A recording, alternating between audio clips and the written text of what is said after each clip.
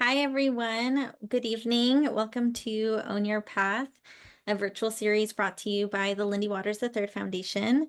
And we are so excited to have you all here as we connect with incredible Native professionals from across Indian country who have carved their own unique paths to success. Whether you're tuning in from your community or your home or even a classroom, we're grateful for your presence today. And before we begin, we'd like to take a moment to acknowledge the Indigenous lands we're all joining from today. And so I encourage everyone to share in the chat. Let me just make sure that's all enabled. Everyone, cool. So I'm joining in from Tongva land here in Los Angeles. And if you could take a second to acknowledge those lands, that'd be great. Okay, cool. The Own Your Path series is about celebrating unconventional journeys, and we want Native youth to hear firsthand from professionals who forged their own way, often overcoming challenges and defying expectations. Today, we are honored to welcome Madison Hammond, an incredible athlete, advocate, and athlete who will be in our conversation with Executive Director Lauren Waters. We'll hear about Madison's own unique journey to success and what has inspired her to overcome barriers along the way. Stick around until the end and we'll have a Q&A session and an interactive reflection activity and ways for you to stay involved. Before we get started, we wanted to share with you about our incredible speakers, Lauren and Madison. Lauren Waters is an award-winning Cherokee and Kiowa filmmaker and the executive director of the Lindy Waters III Foundation. Named to the 2025 Forbes 30 Under 30 list, Lauren's creative work has been showcased at prestigious festivals such as the Sundance Film Festival and South by Southwest Film Festival. Through her background in filmmaking and storytelling, Lauren amplifies Indigenous voices, inspires the next generation, and is passionate about serving Native youth. Madison Hammond is a professional soccer player for Angel City FC in the National Women's Soccer League and the league's first Native American player with Navajo, San Felipe, and Isleta Pueblo heritage. A former Wake Forest University standout, she signed with Seattle Reign FC before joining Angel City FC in 2022. Off the field, she advocates for Native American and African American communities through organizations like the Black Women's Players Collective and Nike's N7 Fund. Hammond continues to inspire as a trailblazer in soccer and social justice. It is our pleasure to introduce Lauren Waters and Madison Hammond. Yay. Thank you guys for the introduction. I know sometimes when you hear your bio back, you're like, oh yeah. And we're so excited to have you, Madison. I've been a big fan of you and just watching you play and then coming to your games and got some ACFC Angel City swag on to support. And, I really wasn't a big soccer fan growing up, but when I learned that you were in the women's soccer league and I was in LA, I just had to come support. And so I had so much fun coming and just like being a part of the energy, and it was so cool seeing just like really dope athletes out there doing their thing. And so I'm just really excited to get to talk with you today about your journey and how you got to where you are and a little bit about your background. Thanks, Lauren. And I feel like, our friendship and also just being a part of two industries that kind of coexist, especially now, it has been really cool. But also having you and your partner at my games it feels extra special when natives are in the stands, because you're like, oh my gosh, there's some love in there. So I definitely have always appreciated when you guys come. But I'm super excited to chat and let's get into it. Awesome. Well, let's start from the beginning. When did you first fall in love with soccer? I fell in love with soccer when I learned I could be better than boys at soccer. I played with boys growing up, and when I grew up in Albuquerque, New Mexico, and I spent all of my time with this same group of boys. We played 3v3 indoor tournaments, and then we also played basketball, and then we played outdoor soccer together. And so it kind of was just driven by this fuel for beating them. And that's definitely when I fell in love with it. And it just kind of grew from there. My mom was in the military, so I moved to the East Coast at a really young age. And that came with a change of landscape in so many different ways. I was far from my community. Didn't really, I went from barren desert, New Mexico with beautiful mountains to, I remember distinctly driving on the highway, and there are like in Northern Virginia, there's just like trees everywhere on all sides of the highway. And I just didn't really understand. I was like, what do you mean you can't see really far? Like, that's crazy. And that was when I made the switch to girls soccer. And at the time, it kind of felt like a step down, like I was making a regression. And I told my mom, I was like, I don't want to play with girls. I want to play with boys. And it turned out that the girls' team in the area was much better than the boys' team in the area. Um, so I ended up going with that. And it was kind of from there, it was just like a very steady sequence of events. And then it was like, suddenly you're going to play college soccer. And that kind of felt like the next big momentum shifter in my soccer career. I love that beginning, like that whole visual of like, what do you mean I can't see really far? Because Oklahoma is kind of similar. And so I totally know what you mean, just like going to a completely different place and but still like being passionate about soccer. And whenever you transitioned into college, like what was your biggest challenge doing that? Yeah, I think that college was the first time I kind of lost myself a little bit. I felt it was the first time in my life that I wasn't surrounded by people that either looked like me or came from a similar background or understood where I came from. And it kind of also came with like the first time where I didn't really bring my traditions and my community with me. And it was kind of the first time where I really, especially my freshman year, where like I really struggled. Like I floundered a little bit. Like I always had good grades, but it was like just on the edge of like getting by. And every day kind of just felt like keeping my head above water. But it didn't appear that way because it was like I was a freshman. I was playing every single game. I wasn't coming off the field. You know, you're an athlete at a really small school at Wake Forest. And so you're kind of top of campus, and all of these amazing things were happening to me. And at the same time, I felt really isolated, really alone. And I remember I went home for Christmas after my first semester, and I was kind of talking to my mom and my grandma at the time. And my grandma was the one that was like, well, are you wearing the things that you're supposed to be wearing? And are you carrying yourself like with our way? And I felt like really ashamed because like I hadn't been like the whole semester. And it was the first time in my life that I hadn't. But when I was at home, it was kind of just like my lived experience, and I never had to really think about it. Um, so from like a soccer perspective, it was kind of like a really easy transition physically, but a really hard transition like emotionally and psychologically. And then it was like after that, it was like smooth sailing. Like the rest of my college career was really also really good on the soccer field, but it was again just kind of surrounded by this environment of feeling really othered. And that was something that I really learned to grapple with in my time as being also and an athlete, but also being a student. Like, since it's such a small population, you know, you have such a big impact in the community. And that was the first time I really like recognized the influence I could have in a community, but it came with a lot of lessons for sure.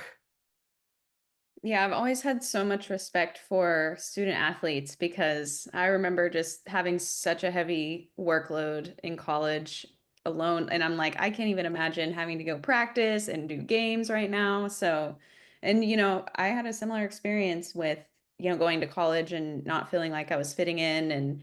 And, people would always say, college are supposed to be the best years of your life. And I'm like, if this is the best years of my life, I'm not going to have a very good life. But I just push through it. And I think that, when we're having those big transition moments, it it just teaches us like how to deal with other challenges in the future, and just to remind yourself just you got to keep going and keep pushing forward, because you just never know how things can change for you. And like speaking about milestones, you're the first Native American woman in the National Women's Soccer League, which is just insane and incredible. And congratulations. That is just a huge accomplishment. And when did you realize that this was like that you were the first, and what does that milestone mean to you? So it was actually I was basically told I was the first Native American in the league. And my uncle at the time when I first signed my contract, he had made a comment where he was like, you're probably the only Native player in the whole league. And I didn't really, listen to him or whatever. And it was Men in Blazers, which is a pretty big soccer outlet in the US, reached out to do an interview about that topic. They were like, "You are the first Native American in the NWSL. We would like to interview you." And I think from there, it kind of changed everything for my whole life, because it became not just about soccer. And for once, for the first time in my life, like who I was felt really inextricably tied to the sport that I'd always played. And that felt really scary, and it felt like a really big responsibility.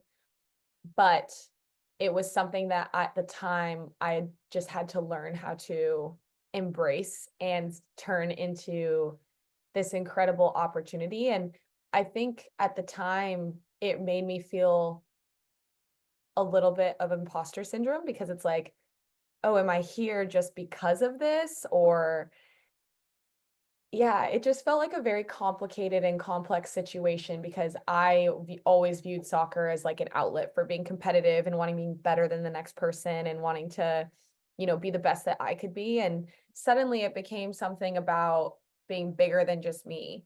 And I had no idea what that meant. And I definitely was too immature at the time to understand what that meant.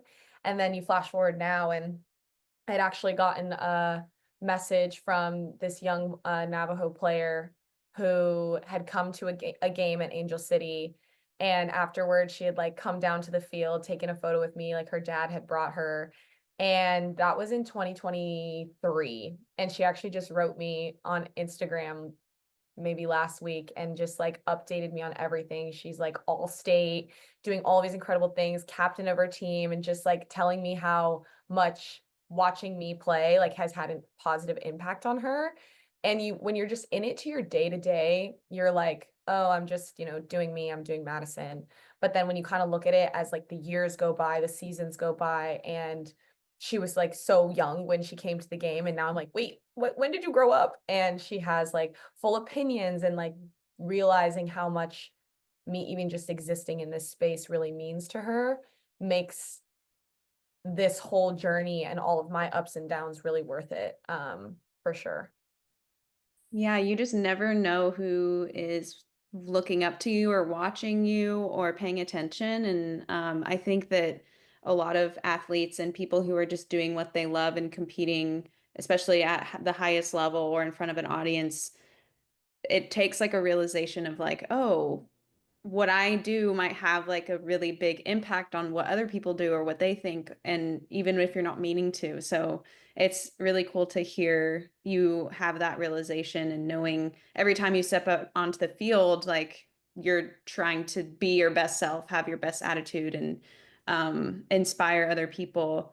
And I'm curious, like I kind of know how the transition can go from, going from maybe high school to college, but going from college to pro, like when did you have that moment of like, I'm going pro, or like, I know I can make it? And like, what was that like for you?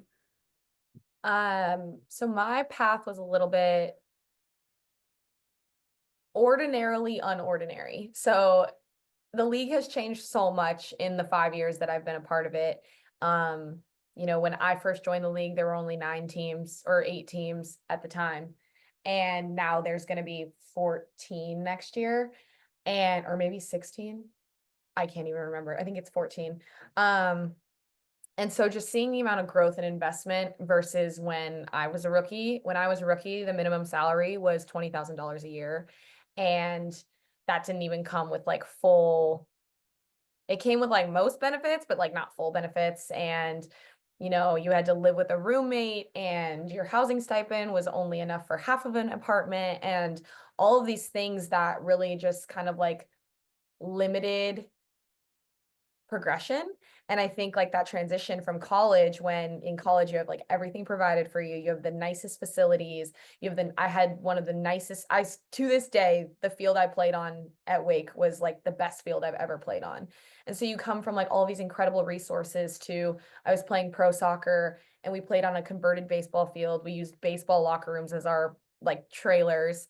We weightlifted in half of a classroom.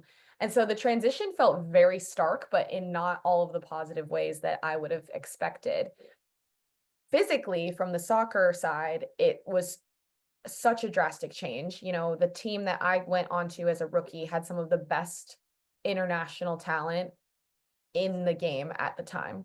And I was like when I was drafted, I was a defender and I've transitioned into midfield now, but I was defending against some of the best forwards every day for training, just like fighting for my life, hoping I wasn't going to get megged in some capacity. And I think that was really exciting, but it was really intimidating. And I think too, when I first decided to go pro was when I was a freshman in college. And so I had done everything from the academic perspective so that I could graduate early and get everything done in time. Because my mom was like, there's no way you're not getting this Wake Forest degree.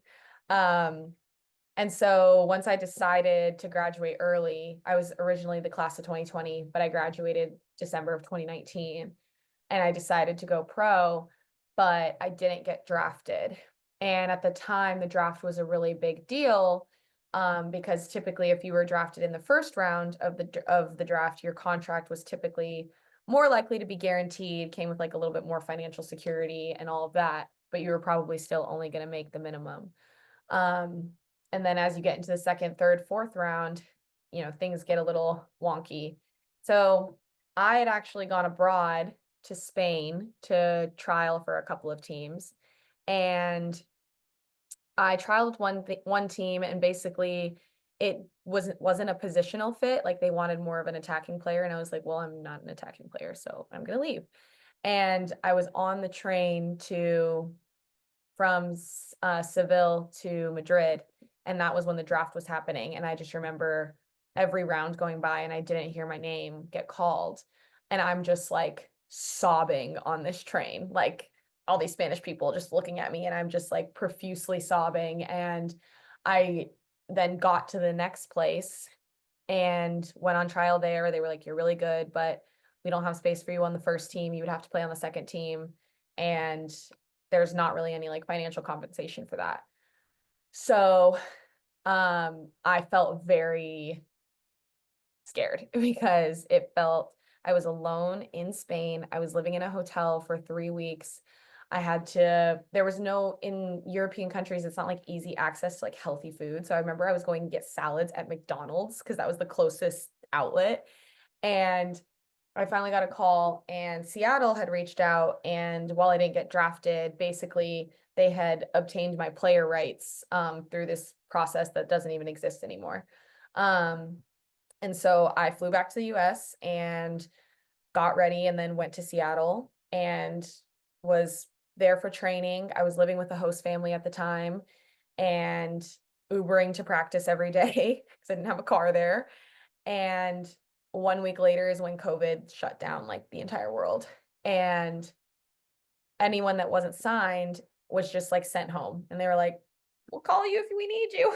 And obviously the entire world shut down really shortly after. But basically I just like kept myself busy by training.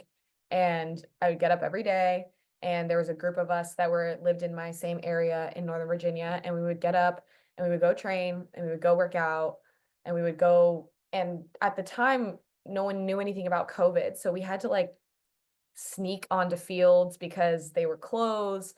We had to sneak into people's weight rooms and like basically just like break all the rules just to play some soccer. And I would have my mom come down to like her garage in her condo building and just like throw balls at me. And I just like, that was just what occupied my time, but it didn't feel I've never known anything different than routine. And so that just became my COVID routine. And then I remember getting a call. So my friends, I don't know if anyone else did this, but during COVID, everyone decided to start running half marathons virtually with all of their friends that they couldn't see. And so all of my old college roommates were running a half marathon. And they were like, Madison, do you want to like do it with us? And I was like, yeah, sure. I'm not doing anything else. So I'm like training for this half marathon. I hate running, by the way. That like fun fact, most soccer players hate running and just in like straight lines. It's awful. Yeah, and just casual, you're like, yeah, sure, half marathon. Yeah, like I'll do it. It's fine. And so basically when you train for a half marathon, they say you train up to like 10.5 miles and then you just run the race. So that was the day was I had to run 10.5 miles. So I ran all around Washington, D.C. over by the memorials and just ran my little route. And then the next day we got an email basically saying the NWSL is going to be the first league in America to come back to play. We need you to come back to Seattle. And I was like, cool. So I'm not even going to run this half marathon. Just ran 10.5 miles, but I'll see you in Seattle tomorrow. So I get on a plane and they're like, we're going to go to Montana and train because they don't have any rules there for COVID. And went to Montana, trained there for a month, got offered a contract a month later. And suddenly it was like everything just came after that. It was like, went to Montana, got the contract, went to Utah for the tournament that we did, made some incredible friends, and then had the interview that you're the first Native American to play in the NWSL. And when I say the story back, it sounds crazier every single time, but that was my start, was just the craziness and the chaos, which is what is so beloved with this profession. But it's definitely a lot smoother now for the players coming in.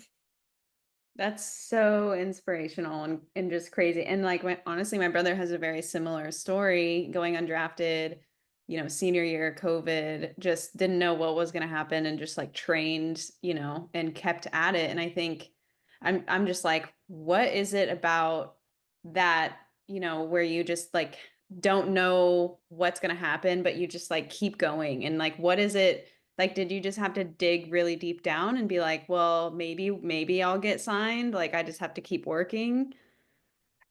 I think that as I've gotten a little bit older and seen more young players come in, and kind of like my rookie year, I was friends with a lot of veteran players and kind of just have always been a sponge to them.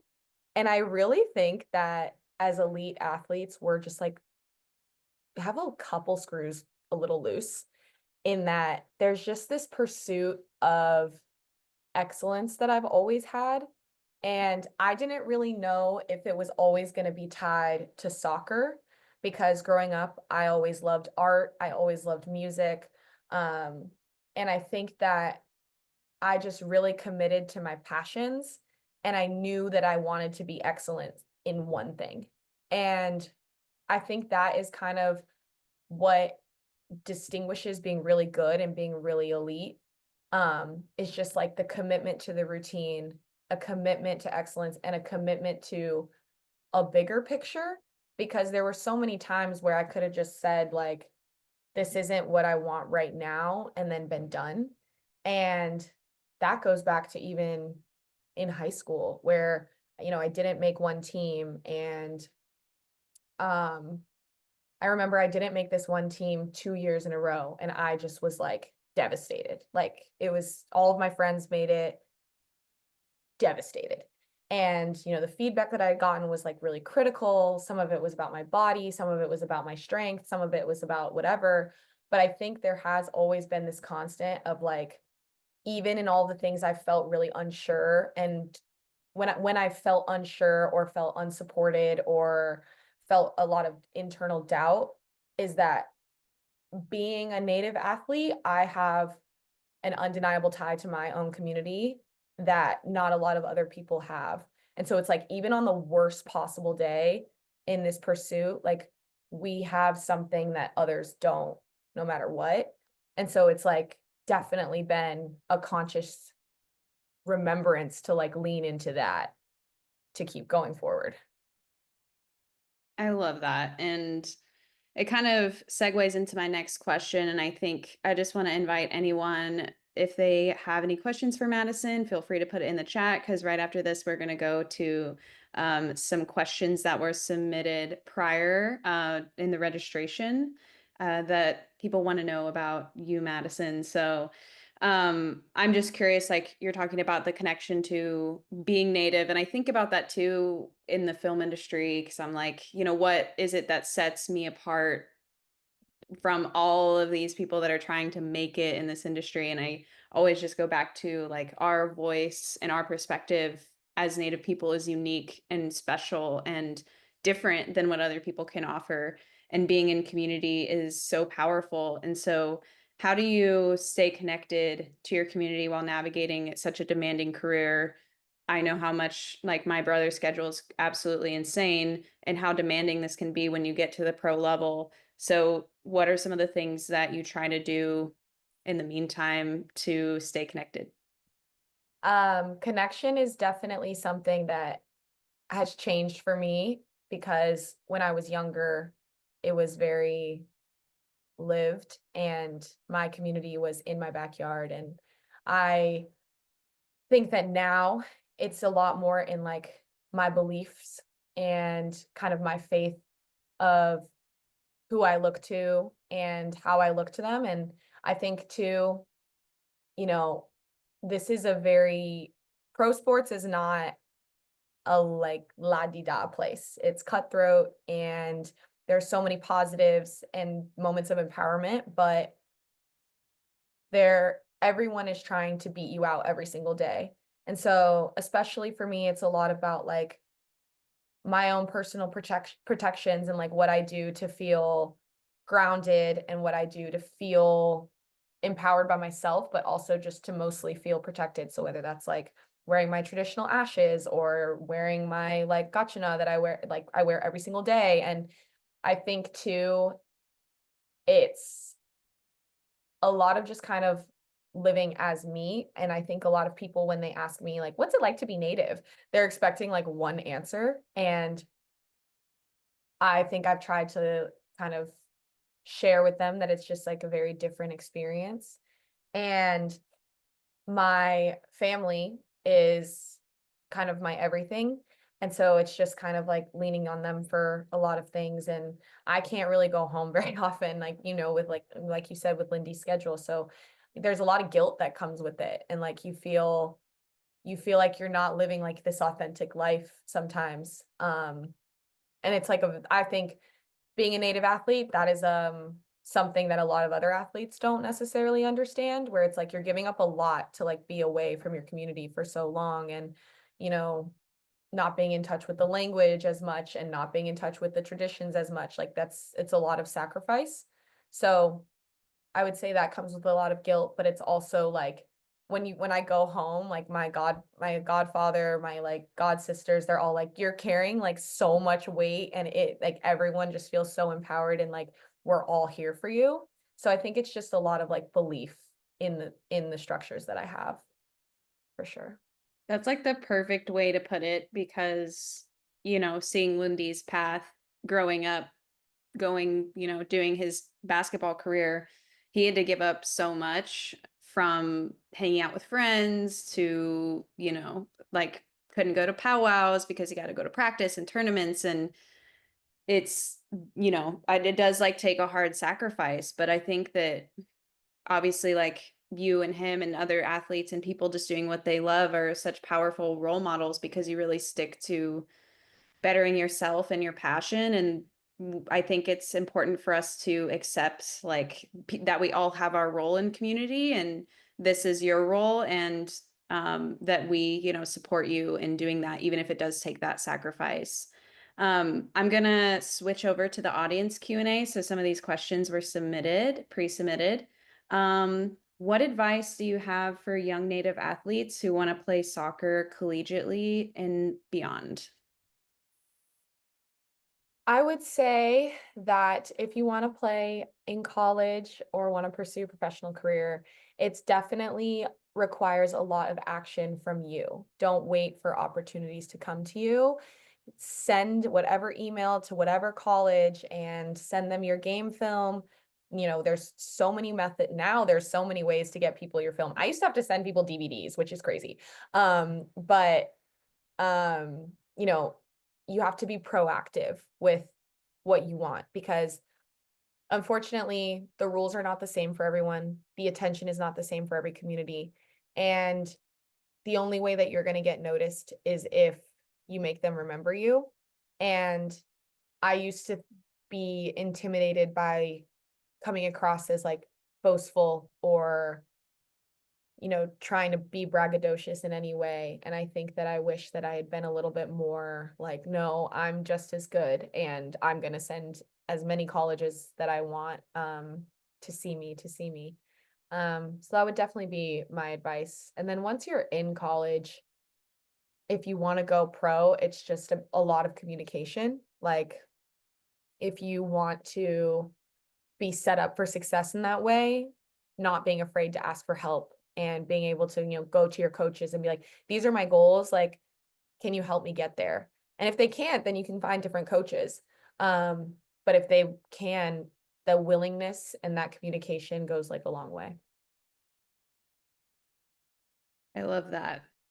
And yeah, I think about how it's so different now, like getting recruited, because my mom and my dad would always record Lindy on their iPad and then like edit it together on the iPad and use the same song for every video. And I'm like, can we get a different song on this thing? But yeah, I think those are all still on YouTube. And let's see, next question. Do you have any advice for a person interested in teaching or coaching sports with res native youth if they're unfamiliar with that world? So like probably a non-native coach interacting with native youth. I definitely think that my biggest point of advice would be just embracing what you don't know and also finding a way, even if you don't understand. Because sometimes I think what happens is that people get misunderstood if there's difference in culture. And sport is like one of the most common ground places to find similarities. And I think that a lot of the times coaches try to put players of color in certain boxes. I've been told like, oh, I'm just athletic. And it's like, I'm actually like a very technical player. And there are certain like stereotypes that get placed on certain athletes. So I would say focus on finding the commonality in the sport. And the more that you can create belief within Native youth, the better they'll be for it. I think it's a lot about like the self-belief and more so about, I think that, I don't really know how I'm trying to say it, but I think it's easier to connect when you create a strong foundation for what they can believe in instead of just critiquing as a coach. Good advice. I love that. Um, let's see. We have one in the chat. Question for Madison. I'm not sure if you have, but I feel as if you most likely at one time would have experienced negative aspects or being referred to as the token minority native. How do you make sure to stay grounded and solid despite their doubt on your actual discipline and skills? And I think that this can kind of roll into like, do you have any personal sayings or key lessons that you go back to that help keep you motivated? That was one of the things that we had as well. Yeah, I think that feeling tokenized and being tokenized are two different things. I haven't necessarily, there are times where I felt tokenized, but there's a lot of times I haven't really felt supported to be able to call it out as being tokenized, which is really tough in its own capacity. But I think that what really motivates me is this one phrase, and I say it on like a lot of interviews, but don't stop until you're proud, because it kind of changes the narrative on what makes you feel validated and who makes you feel validated. And for so long, I've let others dictate my validation. And as long as I know that I'm giving my best effort and I'm being like a pro's pro, I'm showing up, I'm doing everything that I need to do, I'm being a good teammate, and everything else will fall where it needs to. But I definitely think that I would never let somebody take my own like autonomy from me. And that is really hard sometimes because you want to be angry, you want to be upset, you want to be happy, like, but sometimes showing all of that range of emotion doesn't go as well. And so it's kind of just like balancing, how do you like stick up for yourself and have that solid foundation. And to me, it comes back to just like, what would make me proud? And that's how I choose to operate. Yeah, that makes so much sense. And, I think that sometimes it's hard for people that are not on a platform or not a professional sports player, or aren't having to perform at the highest level all the time to realize that it's like you guys are doing what you love and just want to compete in a sport. And then there's this other level of doing it in front of the world, right? And having to be on all the time. And I think that, that a lot of that comes like I'm sorry, what I'm trying to say is like the external validation of it all can be very hard. And I think that ultimately it is about going back to yourself and recentering and being like, am I good with it? Because ultimately other people's opinions don't really matter at the end of the day, unless it's your like people that are closest to you and that love you. um Yeah. And I mean, it is hard because like, you play pro sports because you want to win. You're in the film industry because you want to make impactful work. And I think that there is that competitive edge in all of us to, be great. And so there it does come with disappointment, and you will feel like I've very much felt like, oh, not validated or not good enough, but you gotta just bring it back every now and then. oh yeah, the amount of no's that I get is crazy, but you just have to keep going because you do get the one yes, or the people that believe in you or support your work. And then it's like, okay, then I can, keep going. But you also have to keep going when you have those hard times. Um, and we had another question come in. Let's see. What's one way you take care of yourself in your downtime? I have a lot of things, but I'm really fortunate that my sister lives in Los Angeles, and I think that family is like my downtime. Like I can go sit with her and do nothing. But I guess one other thing that I've really found to be very helpful has been yoga recently. It's been really nice. I used to hate yoga, was not committed to the bit at all, but it really is just such like it feels so trendy now, but it's such a mindful way for me to just be with myself. And that's not something I've always been good at, was being with myself, but it just like forces you to just have me time.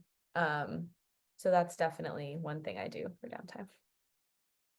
I love yoga. I need to get back into it. We actually did yoga at our culture camp for Native kids in Norman, and it was so fun and so great. And I think it's one of those things that also is hard to access for Native youth. So it was really nice to be able to have someone come teach it, and we gave everybody yoga mats too. Oh, I love that. I love that a lot. Yeah, Um, I think yoga is one of those polarizing things. And when you're a kid, you're kind of just like, why are we just stretching? And you're like, no, this is your time. yeah. Um, let's see here. I think one of our questions that can go into our next bit, we want to talk about mentorship. Who are some of the people that supported you along the way, and how can people find their mentors in your and how did you do that? Two mentors Well, talk about three mentors for different reasons. So one was my uncle, who was a professional golfer. He played on the PGA Tour for 20 years and was the first and only Native American, or well, at the time was the first full-blooded Native American to play on the tour. And obviously, as a professional athlete, I looked up to him so much, but I never at the time connected it like, oh, I want to be a pro like him. But it felt not unattainable because I I grew up with he was part of my family. So it was like not unheard of or crazy when I told my family like, yeah, I want to pursue this. And I think kind of as a mentor, it's nice because he's not like a uncle now that's like, always wanting to talk shop, always wanting to talk about soccer, but he gets it when I'm trying to just vent to someone that knows what it's like to be a pro and to be the only one in the space.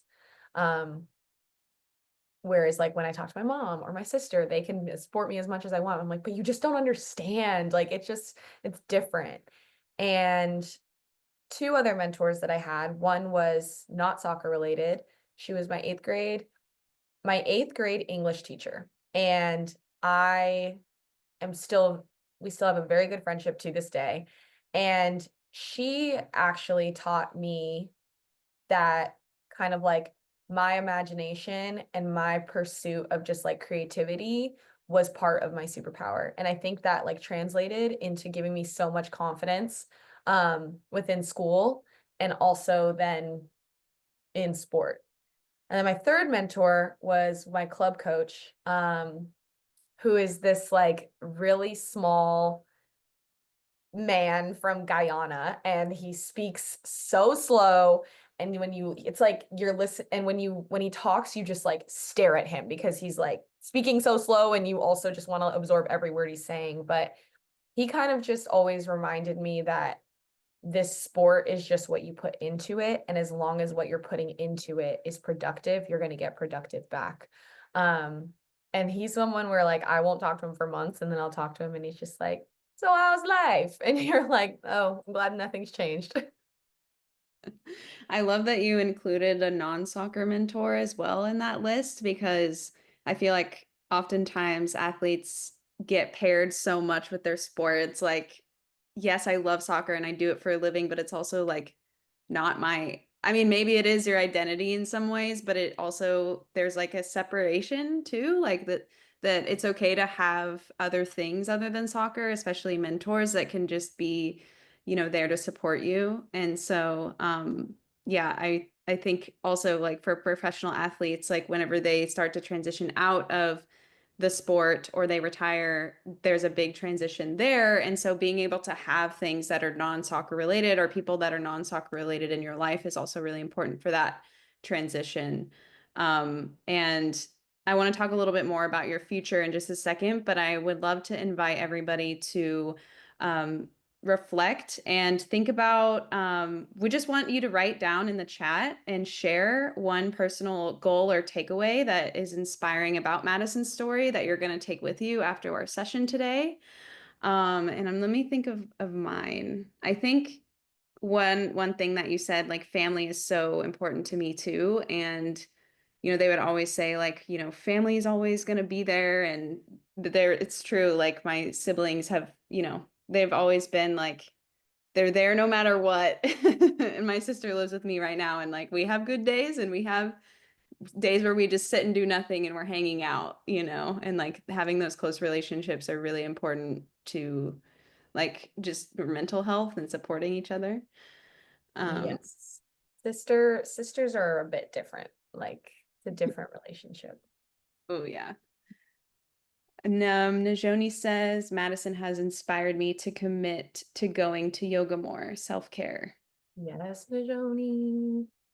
Yeah, I think that self-care really, I didn't really know what that meant until I became a pro. Up until like high school, middle school, college, everything's very like team, team, team. Um, and then when you become a pro, it's like, I actually don't care what you do as long as when you show up, it's like you perform. And so you have to find what's going to be best for you to perform. So I've seen such a range of how that works. And I think then you realize like you can't just like lean on your teammates to solve it for you. That was another learning curve for sure. I'm like, oh, what do I want to do with my time? Yeah, I'm a big napper, and I know that like I just love to like get a quick like refresh in when I know that I need it, and I'm like, I know that I'm gonna be so much better if I do this for myself. It's like a self-care, and also just like spending time alone is so essential for me. Those are like some of my self-care things. Leanna said, I'm inspired to bring it back and be true to myself for happiness from within. Yes, do more of that. Drew says, I think it's been awesome and inspiring to hear your journey. I'm a soccer coach and want to keep pushing myself as a coach and try to represent my culture at the same time. Please keep coaching. We need more coaches. Yeah, I played volleyball growing up, and I don't think I ever had a native coach. And I don't know if I really ever played with any other native players now that I'm thinking about it. I had one native coach, it was my other uncle, and I've only had 2 Black coaches. I guess technically 3, but he was an assistant coach. Other than that, Yeah, I feel like, I mean, especially soccer, I mean, volleyball too, just like the accessibility to certain sports, yeah, where I feel like that's why basketball is so big in our community because you don't need much. You need can a just, ball and a hoop. yeah. And then, soccer is kind of the same. It's just like not as big yet. Hopefully we get more. Hopefully we get It's more. crazy. My teammates and I were talking about it. It is like such a privileged sport in this country. This is the only country in the entire world where it's a privileged sport. And everywhere else in the world, it is like religion. And so it is just such an interesting restriction, and there's a lot of barriers for access here, to be elite It's without so a ton of interesting. money. Yeah, 'cause it's like the biggest sport in every other country except for ours. Literally. Um, Someone said, I'm inspired to stay connected to my culture every single day. Yes, love that. Fabian on Facebook says, continue to chase those dreams, no matter how much others think they are unrealistic. As long as I can see it, that's what matters, day in and out. Day in and out. Yeah. And I think that's why it's so important to have these sessions and people like you, Madison, who, people can learn from and look up to. Because I feel like, I mean, in the film industry, for sure, growing up, I had no idea that that was even possible. And it was an accident. And I think that it really does make a difference when you have somebody to look to. For sure. Yeah, I think that I didn't realize the impact of not seeing as much now. Like at the time, it was just so normal. And even with just like, people to look up that are just women. Like all of my playing idols growing up were men. Like I was like, I want to be like Ronaldinho. And I'm like, I'm never gonna be like Ronaldinho because I'm not a man. But, even just like my access to like watching the US women's national team, like I didn't know how to access that. And I feel like Serena Williams was everyone's icon, but I was never going to be Serena Williams because I don't play tennis. And Yeah. so it's just kind of like realizing that all of these new journeys are so important to your point, um, even if they're like big or small. Mm-hmm. Angelica said, I'm just grateful to have this opportunity to hear from you both, your own personal perspectives. Thank you to Lindy Waters Foundation, anyone else behind the scenes putting this event together. That would be Najoni, my mom Lisa, and Leanna, my sister. They are the dream team. We have another question that I want to ask. Let's see. As a Black and Native athlete, I'm also Black and Native. How have you navigated challenges like anti-Blackness in Indian country, and what message might you share with students who are learning to embrace all parts of who they are? I work at an all-Native high school, and my students sometimes struggle embracing all parts of who they are in a positive way. Great question. Yeah, I think I don't really have like a great answer. I think that being biracial comes with a lot of, I already talked about imposter syndrome, but more imposter syndrome, where there are days where I'm like, I don't feel Black enough. I don't feel Native enough. And I think that unfortunately, there are times where I feel like if I present a certain way, then I'm not Native enough. And there are certain times where I'm like, well, if I looked this way, or if my hair was longer, if my hair was straighter, then I could present differently. And those are moments where like those are like quiet moments I've had with myself. But I think it's turned more into, there's such an opportunity to represent so many different communities. And I would say that looking to Native youth, you have to just remind them that like they are as much as of who they are as they like believe. And, you know, biracial Indigenous people definitely feel a lot of like, where do I belong? And I think like embracing that journey has a lot of beauty in it, but it's also like really scary because you just don't want to like say something wrong or do something wrong. But at the same time, I think that there's like, the only thing you can do is just be yourself, because there are plenty of people from our communities or from the Black community that choose different ways to live their lives that might not be traditionally whatever. And I think that unfortunately we subscribe to a lot of like boxes.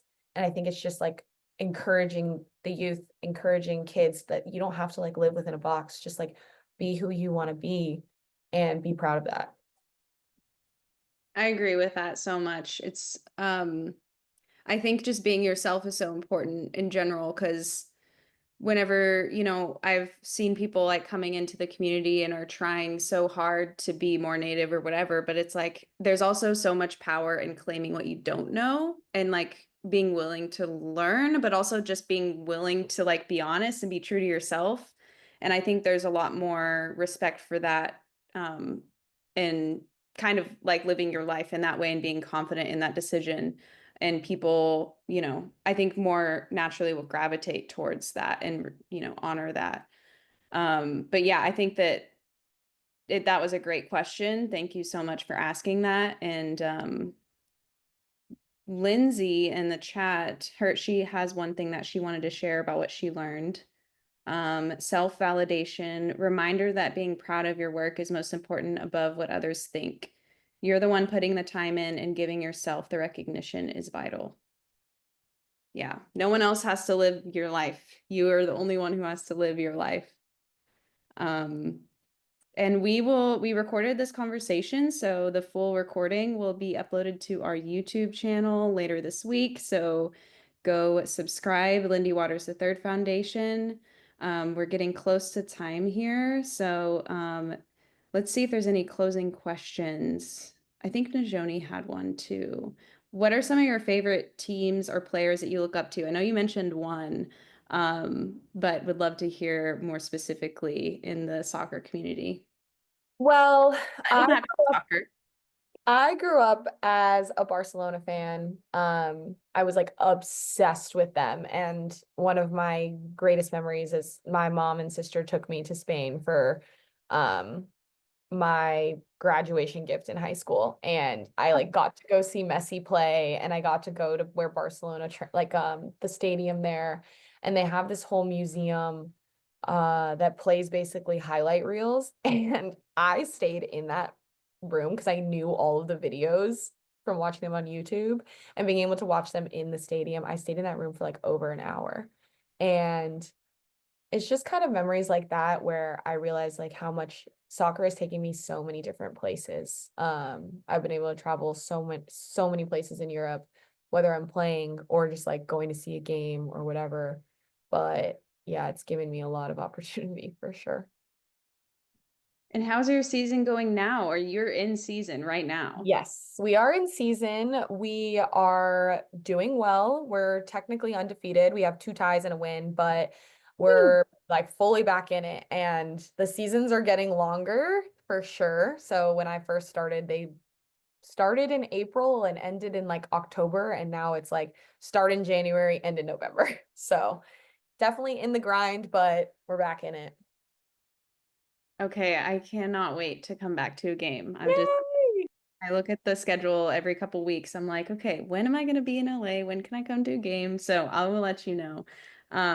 And before we do our closing remarks, I had just one more question about, the future of your path and like, what do you envision for yourself after soccer, after you retire, if you can envision that? And then, what does success? Someone had asked, what does success mean to you? And I think that can be in soccer or in life. And I'm just thinking, moving forward, I'd love to hear more about your path.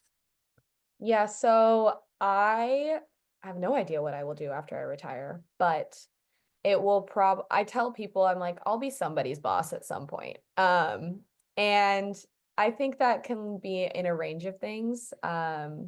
Traditionally, I was like, oh, I'll go into like a marketing strategy role. And then I'm like, maybe I'll go to law school. And I'm like, maybe I'll go to art school. And so I just like have so many wild thoughts, but ultimately, I know I want to stay close to sports.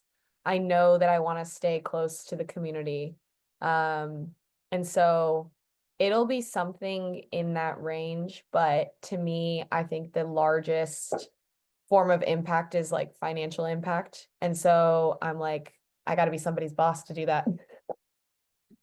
I love that. I love that you know that too. It's like you got to have confidence and you got to see it for yourself in order to be it. So, um, well, yeah, I think that is it for our session. And again, Madison, thank you so much for joining us tonight. It was an honor and love hearing everything, that you shared. And Najoni and Leanna, do you want to come out off of the on camera and wave and close us out? Thank you so much, Ahiaha Madison. It's been such a dream. It's like my dream guest for On Your Path. So thank you so much. Thank you guys for having me. This was fun. Awesome. Okay, well, have a great night. Yeah, we shared some links in the chat, everyone, if you want to follow more of our work. And yeah, we're just so grateful that you came on this session with us and tune in our next one. We'll be sending it out pretty soon. So have a good night. Thank you.